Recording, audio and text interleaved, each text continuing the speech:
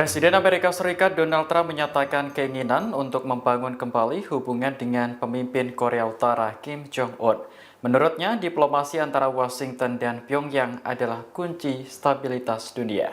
Dalam konferensi pers di Gedung Putih pada Jumat 7 Februari, Trump mengaku sangat akrab dengan Kim. Saat ia terpilih menjadi Presiden Amerika pada tahun 2016, hubungan antara Washington dan Pyongyang disebut membaik. Menanggapi ucapan Trump baru-baru ini, media pemerintah Korea Utara KCNA menegaskan bahwa senjata nuklir Pyongyang tidak ditujukan sebagai alat negosiasi. Namun, senjata nuklir digunakan untuk melawan musuh yang mengancam rakyat Korea Utara dan perdamaian dunia.